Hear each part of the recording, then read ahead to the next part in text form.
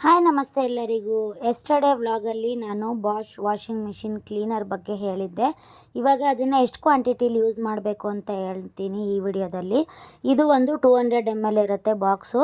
ಇದರಲ್ಲಿ ನೀವು ಬರೀ 100 ml ಹಾಕಿದ್ರೆ ಸಾಕಾಗುತ್ತೆ. ನೀವು ಎಲ್ಲಿ ವಾಷಿಂಗ್ ಪೌಡರ್ ಅಥವಾ ವಾಷಿಂಗ್ ಸರ್ಪ್ನ ಹಾಕ್ಕೊತೀರಲ್ವ ಲಿಕ್ವಿಡ್ಡು, ಅಲ್ಲಾದರೂ ಹಾಕ್ಕೋಬೋದು. ಇಲ್ಲ ಅಂತಂದರೆ ಒಳಗಡೆ ಡ್ರಮ್ಗಾದರೂ ಡೈರೆಕ್ಟಾಗಿ ಹಾಕ್ಕೋಬೋದು. ಹಾಕ್ಕೊಂಡು ಅಲ್ಲಿ ಡ್ರಮ್ ಕ್ಲೀನರ್ಗೆ ಇಟ್ಟರೆ ಅದು 1 ಅವರ್ ಇಲ್ಲ 1.5 ಅವರ್ ತೊಗೊಳುತ್ತೆ. ತೊಗೊಂಡಾದಮೇಲೆ ನೀವು ಸ್ಟಾರ್ಟ್ ಕೊಟ್ಟರೆ ಆಯಿತು. ಅದು ಆಟೋಮೆಟಿಕ್ಕಾಗಿ ರನ್ ಆಗಿ 1ರಿಂದ 1.25 ಅವರ್ವರೆಗೂ ತೊಗೊಳುತ್ತೆ. ನೀರು 2 ಬಕೆಟ್ ತೊಗೊಂಡು ನೀಟಾಗಿ ವಾಶ್ ಆಗುತ್ತೆ. ವಾಷಿಂಗ್ ಮಿಷಿನ್ ಅನ್ನೋದು ಹೊಸದ ಥರ ಆಗುತ್ತೆ. ಎಂಥ ಪಾಚಿ ಇರಲಿ ಅಥವಾ ಹೇರು ಅಥವಾ ಏನಾದರೂ ಆ್ಯಕ್ಸಸರೀಸ್ ಇದ್ರೂ ಅದೆಲ್ಲನೂ ಈಚೆ ಬಂದು ಬಿದ್ದಿರುತ್ತೆ. ಅದಾದಮೇಲೆ ನೀವು ಲಾಸ್ಟಲ್ಲಿ ಕ್ಲೀನ್ ಮಾಡ್ಕೋಬೇಕಾಗತ್ತೆ. ನೋಡಿ, ನಮ್ಮದು ವಾಷಿಂಗ್ ಮಿಷಿನ್ ಹೊಸದಾಗಿರೋದ್ರಿಂದ ಸ್ವಲ್ಪನೇ ಗಲೀಜಿತ್ತು. ತುಂಬ ವರ್ಷ ಹಳೇದಾಗಿದ್ದಿದ್ರೆ ಸ್ವಲ್ಪ ಗಲೀಜು ಜಾಸ್ತಿ ಬರುತ್ತೆ, ಯಾಕೆಂದರೆ ಉಪ್ಪು ನೀರಲ್ವಾ. ಹಾಗಾಗಿ ನೋಡಿ, ಎಲ್ಲ ರಬ್ಬರ್ ಎಲ್ಲ ಫುಲ್ಲು ಕ್ಲೀನ್ ಆಗಿದೆ. ಡ್ರಮ್ ಕೂಡ ಫುಲ್ಲು ಶೈನಿಯಾಗಿ ಬಂದಿದೆ.